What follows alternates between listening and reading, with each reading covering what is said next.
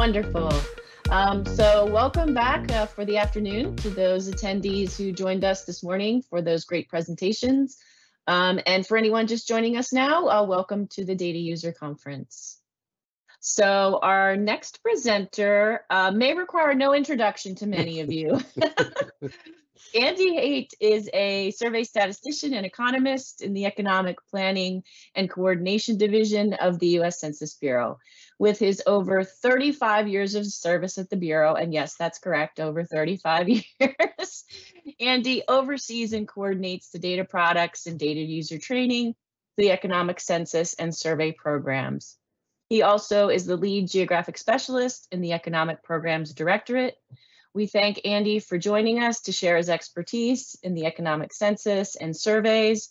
And we also want to thank him for joining us in the past, because as many of our other presenters, he has joined us for multiple years. So welcome, Andy. Thank you. Awesome. Great. So thank you so much, Jennifer. Hopefully you're seeing my screen now. Again, my name is Andy Haight. And as you can tell, I've been at the Bureau for a long time. Started working, a long time ago. And I think of all of the state data center conferences that I've presented at Pennsylvania's the most, which I am very happy to be able to say. So today is going to be an overview of a couple of programs that I think some of you may already be familiar with, but some of you may not be. So my presentation is going to talk a little bit about our economic programs in general terms, and then I'm going to provide an update on some of the key programs that have just recently been released or that are coming soon that provide data not only for the state of Pennsylvania, but for data at the metropolitan area, county, and even in some cases more detailed levels. So we'll start off with our county business patterns program. And I'll talk a little bit about the non-employer statistics program and why you would care about those two. We'll then talk a little bit about ABS, the annual business survey. This is a program I think a lot of you are really would be interested in, and a fairly new one called Non-Employer Statistics-Demographics, and sort of what comes from that one. We'll end the update on programs with where we are with the economic census. Yes, we are still releasing data from the 2017 economic census. And then I'll change gears a little bit to talk about tools. I'm not going to actually do a demo of CBB, but I do want to tell you about what has been recently updated in Census Business Builder and sort of tease you a little to encourage you to check it out. And then I'll finally, of course, end with COVID. I'm sure by now we are all sick of COVID, but at the Census Bureau, we provide a lot of resources that you may be interested in. So this is a slide that some of you probably have seen from me a number of times. It is sort of my shock and awe slide that tells people that we do so much more than just simply count the US population once every 10 years. We conduct, in fact, more than 130 monthly, quarterly, annual, and periodic programs each and every year. They include 58 business programs, which is the side of the Census Bureau that I particularly care about. 2 of them are highlighted here in red. The economic census we'll spend a little bit of time talking about, and I won't talk about the census of governments because it's been completed for quite some time now, but we're getting ready to actually start conducting the 2022 census of governments. We'll talk a little bit about what's there. So the first programs I want to talk about is our annual programs. We conduct 20 different surveys at the Census Bureau that provide information annually on economic activity. Of those 20 programs, 2 are the ones that I personally send more users to than any other. They are, in my opinion, 2 of the best annual programs that we have, and that is true because of a couple of things. First, they are annual. They are not conducted every 5 years like our economic census is. Second, they provide some of the most detailed industry data that is available. County Business Patterns covers nearly every 2 through 6 digit NAICS code that is covered by the North American Industry Classification System. And County Business Patterns even includes some NAICS codes that we don't publish in the economic census even. So it's a great program Non-employer statistics publishes a subset of those industries, but it is incredibly detailed as well, another annual program. And finally, the third reason why they're so great is because they're available at a fairly detailed level of geographic data.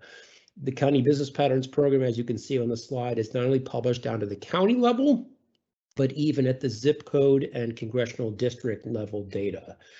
The 2019 County Business Patterns Report was released on April 22nd, and we've incorporated a number of those data products, data into a lot of our data products, including Census Business Builder. So those data are now available. The 2019 zip code business patterns, which is the data set from County Business Patterns that covers data at the zip code level, those are scheduled for release on 5/27, and I have it on good authority that they are going to meet that delivery, and I would encourage you all to check it out because this is going to be the most detailed geographic data on business activity in Pennsylvania that we have. Just as a reminder, County Business Patterns just covers employer businesses. These are businesses with one or more paid employees. They're the businesses that we typically think about when we think of the businesses in the state of Pennsylvania. Non-employer statistics, the 2019 county non-employer data, are scheduled for release on June 19th. And non-employer statistics is an important program because it covers self-employed people, or what we call at the Census Bureau non-employers. The best way of thinking about these businesses is people who file the 1040 Schedule C or 1040 Schedule SE for their business. They're independent contractors, sole proprietors, folks who receive a 1099 from the business that they work at. They are not a true employee of that business. There are 24 million non-employers in the United States compared to about 8 million employer businesses. And in Pennsylvania, non-employer businesses are not only significant in number, but in many industries, they are significant in impact. In fact, if I was looking at data on the daycare center industry or on the healthcare sector, and I was excluding non-employers, I'd be missing almost 90% of the total businesses in the state that are considered non-employers. These are often the businesses that a business first starts off as. So when I decide to retire from the Census Bureau and I decide to form my own little consulting business, it is likely that I will be reporting that business activity to the IRS on the 1040 Schedule C. I will then be counted as a non-employer. So this is a great program, and I would encourage you guys to check it out. The next annual program I want to talk about is the Annual Business Survey. Now, many of you on the conference today are familiar with something that we used to do every 5 years called the Survey of Business Owners, or SBO. SBO was a program that we did every 5 years that presented information on the race, ethnicity, gender, and veteran status of the business owner.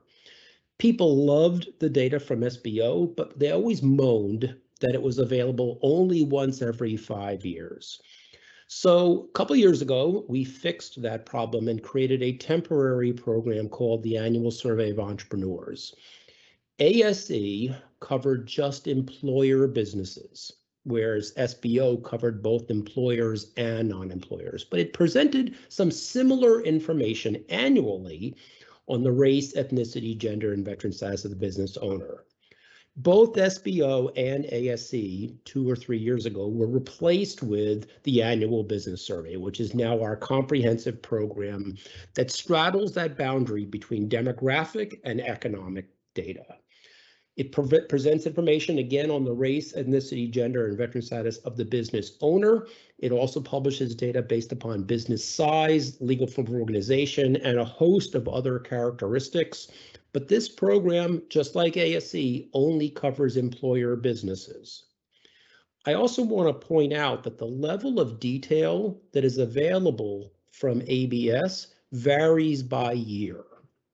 On the economic census years, every 5 years, years ending with 2 and 7, the ABS presents the most detailed data because it's benchmarked back to the economic census. Data are presented at the state level through 2 through 6 digit NAICS codes, but data are also presented, those every 5 years, at the county, metro, and place level for NAICS 00, which is the total of all industries, and for every 2-digit North American Industry Classification System code. So for those of you who want to find out how many minority-owned businesses are there in Dauphin County, how many women-owned businesses are there in Philadelphia, how many veteran-owned businesses are there in the Pittsburgh Metro, those types of data are available from the ABS every 5 years. Annually, we also have data from ABS, but the data are a little bit less detailed. State level data is presented again at the 0, 0, and 2-digit NAICS levels. You don't get the 3, 4, 5, and 6, and there are no county, metro, or place level data available annually. I will tell you that there has been lots of discussion about how we could someday fix this. Stay tuned. Now, you'll notice on this slide that this program only covers employer businesses.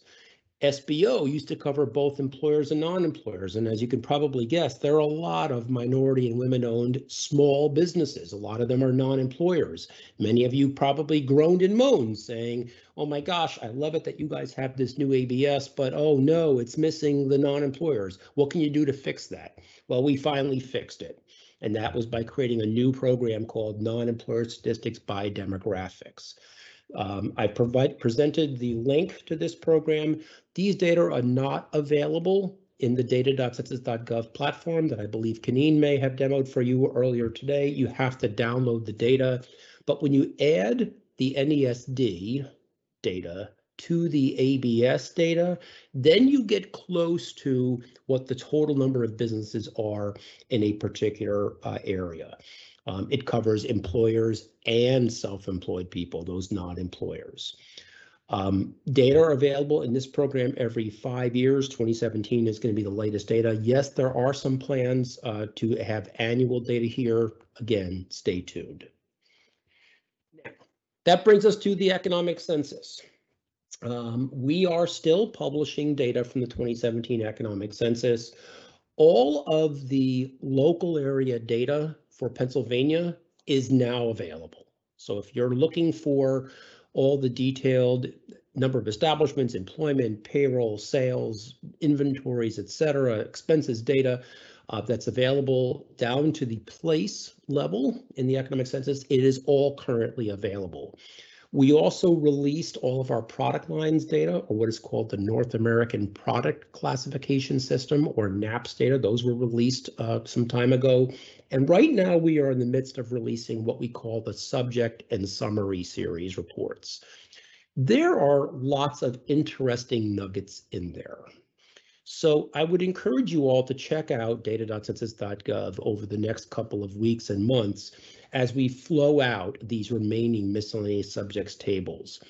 One that I'm personally very intrigued about, especially right now, given what's been happening the last few days with the Colonial Pipeline, we have data on the number of pumps by gas stations. So if you wanted to find out how gas stations compare based upon whether they only have 1 or 2 pumps or whether one of these mega stations with 30 pumps, we have that type of data available in the economic census miscellaneous subjects reports.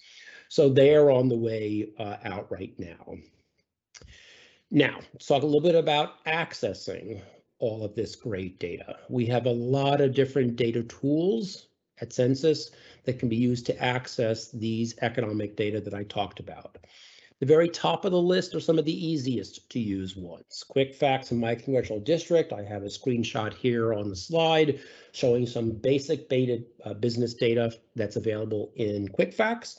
And in the bottom right-hand corner, a screenshot of the My Congressional District level tool showing data specifically for Congressional District 10 in Pennsylvania. And we have a couple of key statistics. Our monthly economic indicators are all available on our indicators dashboard. And just to let you know, every one of these blue highlighted lines, yes, is a hypertext link. So when Jen shares with you all the PowerPoint slides, which I'm sure she's going to do, you will have links to all of these. In just a minute, I'm going to be showing you all the COVID-19 data hub, so I'm going to pass over that one. And in just a moment, I'm going to talk about Census Business Builder. As I'm sure you all know, because you are all such knowledgeable Pennsylvania data users, Census publishes data on imports and exports. A lot of the businesses that were able to survive during the past year did so because they pivoted, because they rethunk, if you will, who were their traditional customers here in the United States and who else might they consider being a customer. So USA Trade Online is a free data tool that you all can access that provides information specifically on imports and exports. And as I'm sure you know, these data are available at a very detailed level of product detail. We publish over 10,000 commodity codes, and the data are available down to the port level. So if you wanted to know how many shoes were exported out of the Port of Philadelphia, that type of data would be available. We also have a great tool that Earlene Dowell is the queen of on the map and on the map for emergency management. I'm sure she's going to be talking a little bit about those. And then, of course, you had the demo earlier today on data.census.gov. But what I want to talk with you all about is Census Business Builder. Now, we have been updating this tool since September of 2014, either twice a year or 4 times a year. We are currently updating it quarterly. In version 3.3, we added a couple of really interesting features. The first of which you can see here on the slide right now, bivariate mapping. The tool now allows you to look at 2 different data variables on the map at the same time. So for example, right now, we are looking at a map of zip codes in the Harrisburg area, and the base color of the map, the bluish color of the map, is presenting data on percent 65 and over, percent of the population that's aged 65 and over. The orange circles, the orange graduated circles, are showing information on percent disabled. We had a lot of users that said it would be really nice to be able to view more than one data variable on the map at the same time. If I was making decisions about where to open a home healthcare business, which happens to be the industry that I selected when I was looking at this slide here, if I wanted to open a home healthcare business, understanding the demographic characteristics of an area would be critically important, and being able to see those key areas that not only have a high percentage of people who are older, but a high percentage of people who are disabled, who are likely to be my customers, my clients of my home healthcare business, would be really useful. We listened. So we've added the bivariate mapping feature. I would encourage you all to check this out. We will be tweaking this feature as we go along with future releases. So if there are things about this that you love, please let me know. If there are things about it that drive you crazy, or maybe that you want to tweak something else, let me know about that too. The comments that we received have been instrumental in shaping what we've done with Census Business Builder. And I will selfishly say that we've gotten a lot of feedback from folks in Pennsylvania on this tool. There's some unique things that we do that directly impact Pennsylvania that make it easier for you all to look at place level data across the American Community Survey and our economic programs that would be handled under 2 very different geographic menus in data.census.gov. We mash them up together. So you don't have to know that on the ACS, these place level data are published as minor civil divisions, whereas in the economic census, we call them an economic place. Who cares? We just mashed them together. They are available together on the tool. In addition, in this January release of 3.3, we added some additional American Community Survey data. We've had a number of users that have talked about interest in data on working age population. Now, you all know the ACS publishes detailed information on the age of people in a community. We've aggregated the data for people between 25 and 64, and that aggregated total, quote unquote, working age, is now being presented in Census Business Builder. And given how our economy has changed a lot, and there's so much interest in understanding where we are all living versus where we are all working under this new world that we live in today, We've also incorporated the commuting data from the American Community Survey, including the full breakout of the different ways that people commute to work, including people who work from home. Right now, these data are as of 2019, but I'm sure when we finally get the 2020 ACS data, we will see that the people who work from home changed pretty dramatically in calendar year 2020. Now, we are currently working on an update to CBB in version 3.4. This release is scheduled for June 21st, Friday, June 21st. Fingers and toes crossed, it goes live then. And there's two really important features that we're adding that, again, have been based upon customer feedback. Currently in CBB, you can access data at the state, county, city, zip code, and tract levels. But we had a lot of people that said, Andy, it would be really nice to have metropolitan area level data in here as well. Yes, I know in your regional analyst edition, I can build my own custom region and I can add up all of the counties that make up the Philadelphia metro, but it would be really nice if you did it for me. So we've listened and we are now adding this. So metropolitan area and micropolitan statistical area data will be now available in Census Business Builder. The more important feature that we are adding is a new tool that allows you to build a custom industry cluster. Now, some of you may know that the Department of Commerce has a cluster mapping tool that presents information on industries that are related to certain key industry clusters, for example, tourism. But in that tool, they predefine what are the industries that they have added up that they call tourism. And when I've reviewed that list, there's some that totally make sense. But there's a lot of other industries in that list that in some areas of the country, I could argue, yeah, that's probably considered tourism, whereas in other areas of the country, no, I would say that that's not a tourist-related industry. For example, you all in Pennsylvania eat out.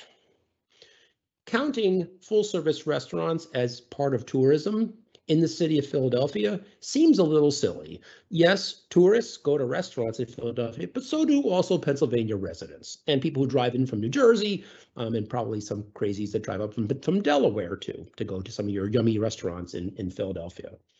So what this tool will allow you to do is build your own custom industry cluster. You get to choose what are the 2 or more industries that you want to add up to call a particular industry cluster, and you get to actually build that.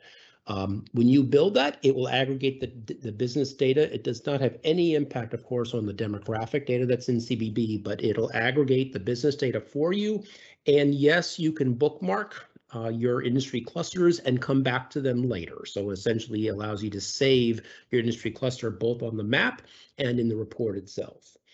Finally, we're adding some additional data from the American Community Survey in 3.4. I'm not going to tell you what those are because I want you to go in and check it out. So I'm just going to tease you a little and say, see what data is in there. So that brings us to the COVID hub, and I know I'm beginning to close in on my time frame. Looks like I'm about 2:23 right now. I think I'm going to about 2:50. So what I want to quickly do is I want to do a quick demo of this COVID hub, but I have included each of the major components of the COVID hub here in this particular slide deck. You can see the main page on the left-hand side and some of the other features.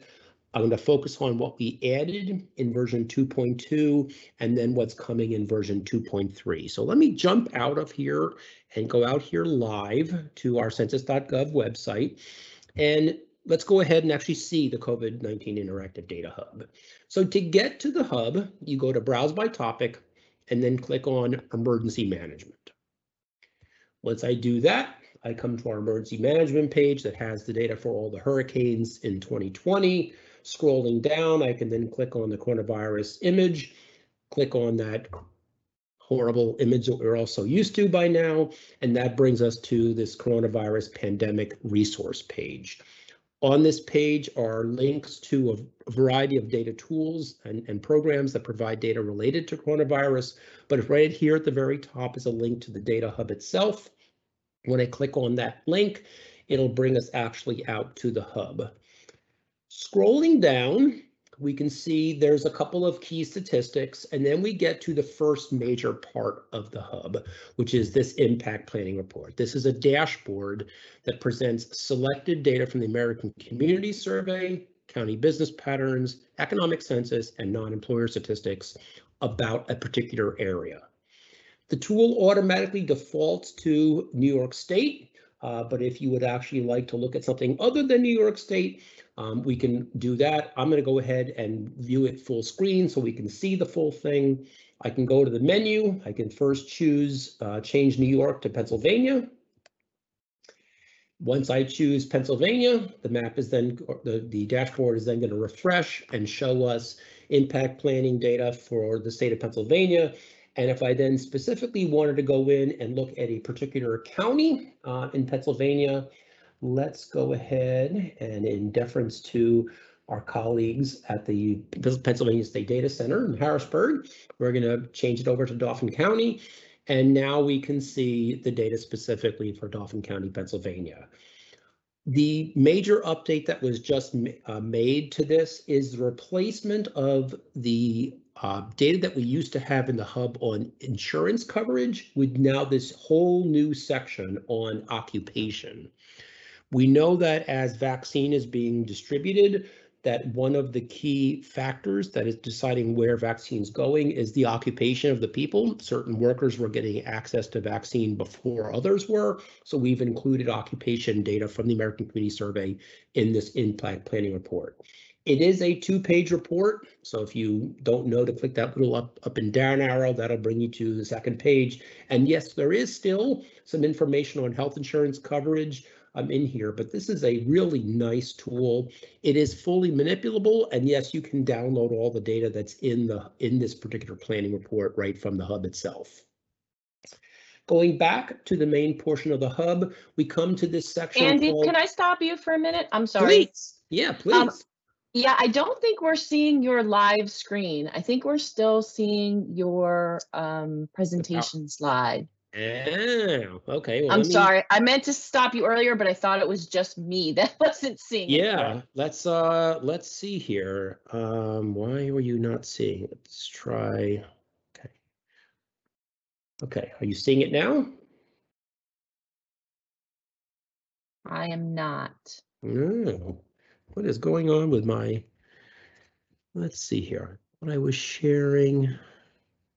I'm seeing your COVID-19 hub slide. The actual PowerPoint slide. Yeah, no, Yeah. you should be seeing the, let's see here. Why is that not behaving? Possibly you have to stop sharing and then share again. I'm not sure. Yeah, that's a good point. Let me go ahead and try that. Let me stop share and let me go back and share it again. Thank you for stopping me. I'd keep going as you obviously know. So yikes, that would be good. Is that any better? Yes, that's much better. Thank Yay! you. I passed the advanced class. Okay, good. Okay, so as I was saying, we had that dashboard. Here is what I was just teasing you with, talking to you about first, the impact planning report, how I went in and changed the state from New York to Pennsylvania, and I changed the county to Dauphin County, and now you've got this particular information here. As I then scrolled down, we then came to this COVID-19 surveys and estimates part of the site. These are the programs that we specifically stood up to provide detailed information on the coronavirus pandemic. Business formation statistics was a program that we stood up in April of last year to help people understand how startups were being impacted. Did people who were thinking about starting a business in Pennsylvania, did they say, I'm going to put my plans on hold for right now? And once we got further into the pandemic, did they then say, now it's time to start my business? The answer is yes. We saw a marked decline in business startups at the beginning of the pandemic, but the business formations have really ramped up a lot in the last few months and even toward the end of last year. So it's a great program. Many of you are probably already familiar with the Small Business Pulse Survey and the Household Pulse Survey. They are stacked here on top of each other. Small Business Pulse, as the name implies, provides information on how small businesses were impacted by the pandemic. The Household Pulse Survey measures how households, how people were impacted. Small Business Pulse does have its own dashboard here in the COVID-19 Data Hub, as well as the BFS program has its own. We have not yet created a special dashboard just for the Household Pulse Survey, so this go-to link will actually bring you out to the Household Pulse Survey page, but at least it's all mashed in together on this site. If you have not yet explored community resilience estimates, I would encourage you all to do that. Of the 8 programs on this slide, that's the one that I am the most enamored with. I think it is a fantastic program because it provides detailed information on resilience of communities down to the census tract levels. So if you wanted to find what are the tracts in and around Harrisburg that have a high percentage of the population that are subject to many of the risk factors associated with coronavirus, that type of information is available in CRE. I'm not even going to attempt to demo it because I could be in here for an hour and a half and you all would say, Andy, get off. But it's a fantastic program. That ACS, occupation data from the American Community Survey, we have a special place right here on this dashboard just for occupation data that's been incorporated.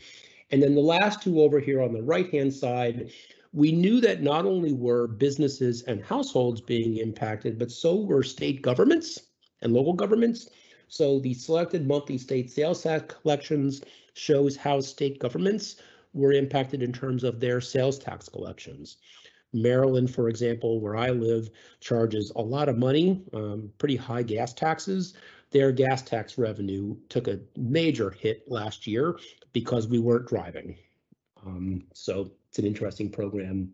And then this last one over here builds on our monthly retail trade survey that produces data at the national level.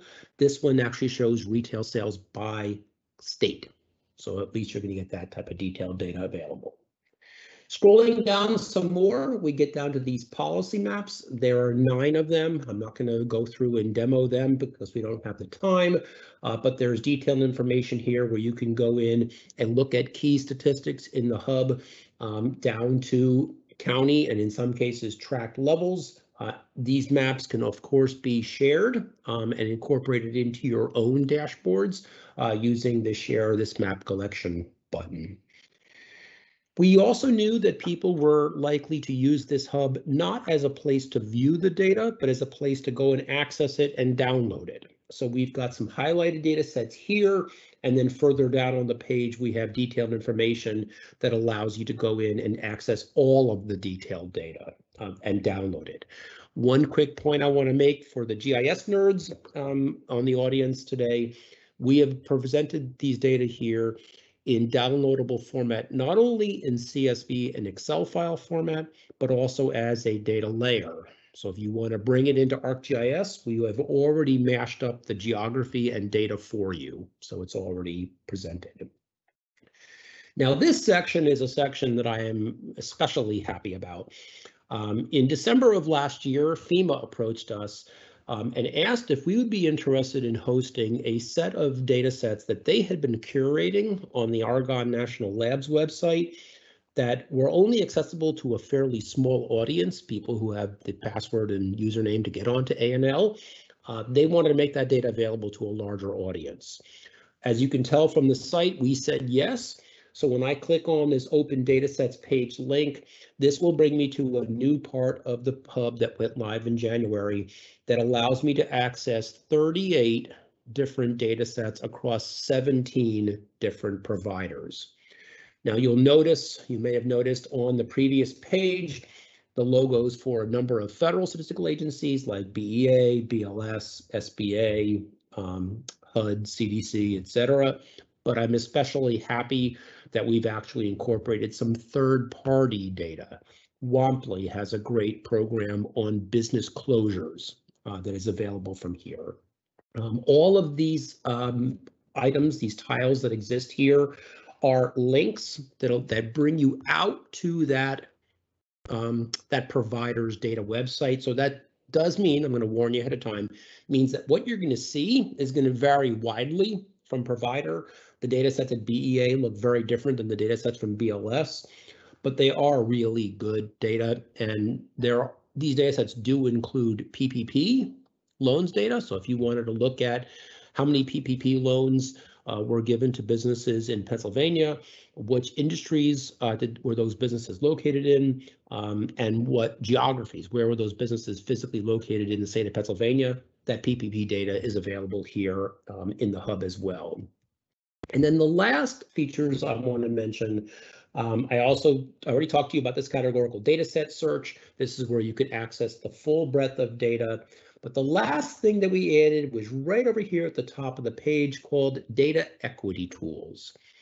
Now, some of you probably already know that as state and local governments were beginning to distribute federal and even state resources to address issues that were happening in their areas due to the coronavirus pandemic, there was an outcry saying that some of those monies, some of those resources were not being as equitably distributed as they should be. And a presidential initiative was established that requires now state and local governments to equitably distribute those resources, and to do so after identifying potentially underserved communities. When the directive came out, we realized that we could do something to help guide those decisions of what does equitable distribution look like? What are those underserved communities? So we put together this little part of the equity of the COVID Hub page on data equity tools that pulls together data programs from 5 different tools that we have at the Census Bureau that speak to data equity. Community resilience estimates, the ROAM tool that we used during the 2020 decennial census to identify potentially hard to count areas, a really interesting program called Opportunity Atlas. I'm not going to even attempt to describe what it is. It's an amazing thing. Our local employment household dynamics program that again presents information on a variety of hazards and other things like that. And of course, we couldn't resist but put Census Business Builder in here as well. So that's a new tool that's been added. So that was a very quick demo of the COVID-19 Interactive Data Hub. I'm now going to jump back out over to my PowerPoint slides. Hopefully, Jen, are you seeing the PowerPoint slide deck again? Or are you still seeing the website? I'm still seeing the website. Okay, let me do the stop share and reshare again. Let's see if I can get that to come back. Yes, I do want to share, and I want to share that. So hopefully you're back to seeing my my COVID slide deck. Yes, we are. Okay, awesome. Thank you. So to finish off, we have a lot of business data at Census. I still, even after 35 years, am still astounded by the stuff that we publish. We would love your help in not only encouraging you to use it, but also encourage your help in promoting its use with organizations and groups that you all work with. These data are most effective, in my opinion, when they are merged across programs. So tools like Census Business Builder that make it easy to look at ACS and econ data together are really important. But we also recognize that a lot of organizations want to look at data not only from the Census Bureau, but from other organizations as well. Census Business Builder, for example, includes quarterly data from the Bureau of Labor Statistics quarterly census of employment and wages. We added that QCEW data to CBB because BLS uniquely publishes data on wages. We don't have wages data at the Census Bureau in our economic programs. So merging our Census Bureau data with these BLS data was really something that users wanted. We want them to add we want you all to add our data to the arsenal of the different data programs that you use. Data from trade associations, from the private sector, and from a variety of other sources, including the state of Pennsylvania and the Pennsylvania State Data Center. We want you to merge all these data together and add them to your arsenal of the tools that you use. And finally, the last point I want to make here is the quality of the data that we publish is directly proportional to the quality of the data that we collect.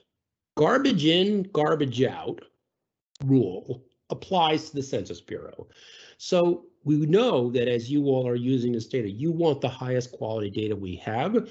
So we would encourage you all to please encourage businesses in the state to respond to our Census Bureau programs. We did see a bit of a drop off in response rates to our programs this past year. We're hoping to get those response rates back up as we sort of begin to come out of the pandemic and those economic effects that we were having, but we really could use your help in doing that. So with that, I am done. Left myself just a few minutes for some questions. If anybody has any questions for me that they don't want to ask now, here's my email address and my direct desk phone number. No, I am not at my desk. I have not been at my desk for a year and a half almost. Feels like a year and a half. But the phone does ring to my home, so I have it forwarded. So I would love to talk with you all. So does anybody have any questions? I have some questions. Someone asked, do you have census economic data by MSA, county, and zip codes? Yes.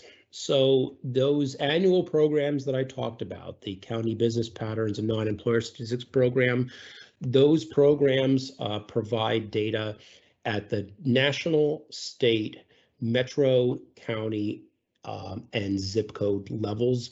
And just as a reminder, in the econ area, we publish quote unquote good old fashioned US Postal Service zip codes as opposed to the zip code tabulation areas, the ZICTAs that are published in our other Census Bureau programs. They are very close, but they are not exactly the same. So yes, we do have that data. Someone else wants to know how often census tracts change. Okay, so I am not the expert on census tracts because we don't publish tracts in our economic programs, but I believe the answer is every 10 years as a result of the decennial census. You'll probably need to chat with someone in our geographic programs area to confirm that, but I believe that that is in fact the case. Can map data be downloaded as GeoJSON, KML, or shapefiles? Yes. So I mentioned that in our COVID hub, we have merged together the data and the geography, so you can download it as a data layer. But our geography division folks have a variety, a host of downloadable GIS geographic resources, all those different shapes for every single geography that we support the Census Bureau, even down to the block level. So if you go to census.gov and you go to the topics menu and you click on geography, you will find just a plethora of geographic information that you can download. They have their main system is called Tiger. And you can go in to download those Tiger line files to incorporate into your work. Awesome, thank you. Jake would like to know, do the equity tools have a wider application than just COVID? Absolutely. And Jake, that's a fantastic question. I'm so glad you asked it. If you didn't, I was going to actually bring it up. Right now, those tools are primarily focused on COVID, but each of them have the ability to be tweaked to change the risk factors that are shown in that tool from risk factors that are related to coronavirus to other risk factors. So for example, if you think about the 11 risk factors that were used in the Community Resilience Estimates program, each of those 11 risk factors were ones that were recommended to us that are related to coronavirus. We knew that people who were older, who had underlying health problems, and had a variety of other characteristics were most vulnerable to coronavirus. But by simply changing those risk factors to other ones that are related to other types of disasters like fires, floods, hurricanes, tornadoes, etc., those programs like CRE could now show information on resilience from a completely different perspective. We don't need to worry as much about tornadoes in Pennsylvania. There are some, of course, but not as much. Hurricanes are probably the bigger weather type of storm thing, as well as winter storms. But changing those risk factors to things like, do you have access to a car? Driving away from a pandemic doesn't help, but driving away from an area that's subject to a fire or a flood could make a big difference in whether or not you are able to escape that area. So yes, each of these programs are going to be updated, and we are already working on that to change those risk factors to make them be more sort of evergreen for the wide variety of disasters that we are faced with. Great question. Awesome, thank you. Do you know if data exists on drugs used treating COVID-19, experimental or non-experimental? At the Census Bureau, I think the answer is no. We do publish a lot of information on the pharmaceutical industry in our business programs, but specifically looking at drugs that were created or being distributed and used to treat coronavirus, I think the short answer is no. That sounds to me like a CDC, HHS kind of a question. The person who asked that question, if they want to email me to my email address that's here on the slide, I would be happy to forward your question to someone who might be able to answer that for you. Great, thank you. Well, that's all the questions we have for now. We might give it a minute or two to see if any more come through. Sure.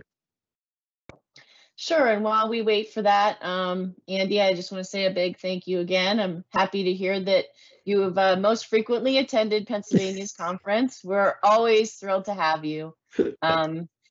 Yes, so I'm not going to say we hope to see you next year, because I know that's potentially not going to happen. So probably not, at least not as a Census Bureau employee. Maybe I'll come up and visit you just to say hi. that would be wonderful if we're in person. Yes. So yes, I hope we'll get to see you in person before you leave the Census Bureau. So thank you for participating in our conferences, for answering my numerous emails over the years. I definitely appreciate it. Awesome. Great. So I don't see any other questions coming in, so I think we'll take a short break until 3 o'clock, and then we'll start our final presentation for the day. Great. Thanks, everyone. Thanks, Andy. You're welcome. Bye.